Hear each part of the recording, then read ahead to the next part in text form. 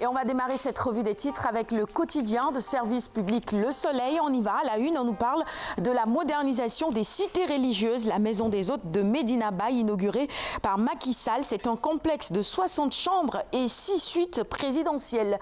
L'économie également à la une du Soleil ce matin. Le budget de 3,360 milliards de francs CFA de 2017 est adopté. Et puis à la une également du quotidien Le Soleil ce matin, la célébration du Mawlud 2016, l'éducation islamique, une réponse au terrorisme, la protection des populations civiles. En ce qui concerne cela, eh bien, le Premier ministre magnifie le rôle des parlementaires. Le ministère des Postes et des Télécommunications, il faut retenir ce chiffre, 1369 milliards de francs CFA à la stratégie Sénégal numérique 2025. Et puis le partenariat avec Beijing Review, Chine-Afrique imprimé et distribué par Le Soleil en 2017. On termine avec cette actualité qui concerne la Gambie, développée également dans les colonnes du Soleil ce matin. Eh bien, c'est cette délégation de la CEDEAO qui sera à Banjul aujourd'hui. Le dialogue avant l'option militaire. Passons à la une du quotidien. Le quotidien maintenant avec la célébration du Mawlud 2016. Un gamou sans nuages selon nos confrères du quotidien. Et puis on passe maintenant à la une du quotidien. L'Observateur. Tiwawan, Medina Baye, Medinatul Salam, Yoff, Tienaba, un gamou 2016. Des révélations dans les colonnes donc de l'Observateur de ce mardi. La une du quotidien Libération maintenant avec cette tentative de confiscation du pouvoir en Gambie. Le fou de Kanilaï ne guérit jamais. Voilà, ça c'est pour jouer vraiment sur les mots. Hein. Ça c'est Libération qui nous propose ce titre ce matin. On vous donnera la parole tout à l'heure, Excellence, pour réagir évidemment sur cette actualité africaine brûlante. On poursuit pour l'heure avec 24 heures info. Stabilité du Sénégal, situation en Gambie à pu au PSE. Mbakiou Faye rassure Macky Sall. La paix est entre les mains de Serigne Touba. Ce qui se passe en Gambie est un épiphénomène selon lui. Passons maintenant à la une de Direct Info, toujours sur la crise gambienne, échec dans la gestion de la transition. Selon nos confrères de Direct Info, c'est donc un échec dans cette transition. On passe au quotidien spécialisé en sport, stade pour démarrer. Le Ballon d'Or 2016, eh bien on le connaît désormais, c'est ce visage-là, celui de Cristiano Ronaldo. Et de 4 donc pour Cristiano Ronaldo, sacré donc 4 fois Ballon d'Or.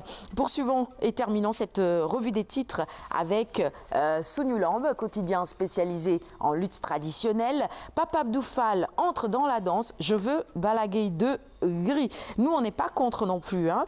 Allez, merci beaucoup. Ce sera donc tout pour la revue des titres de ce matin. Excellence, je vous laisse évidemment réagir sur cette actualité qui concerne et le Sénégal et la Gambie et tous les pays d'Afrique d'ailleurs. C'est ce qui se passe actuellement en Gambie, la situation après ces élections. Il y a Jammeh qui reconnaît sa défaite et après revient là-dessus.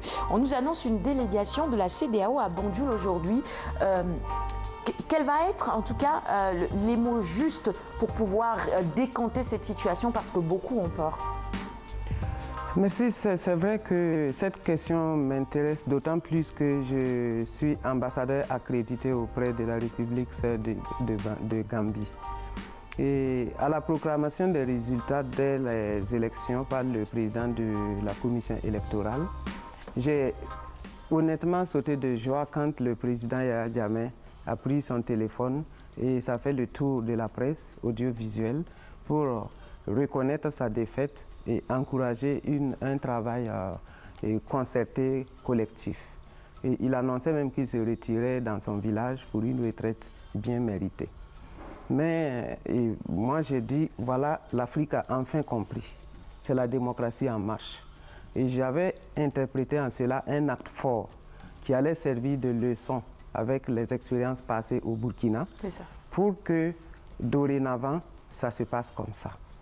Bon, maintenant, avec l'évolution, je dirais la dégradation de la situation, c'est vrai qu'on est tous un peu inquiets. Et je fonde l'espoir que la mission qui est en route en ce moment pour Banjul puisse peut-être faire revenir le président Yahya Jammeh à la raison et que la bonne marche de l'histoire triomphe sur le reste. Ouais. C'est important.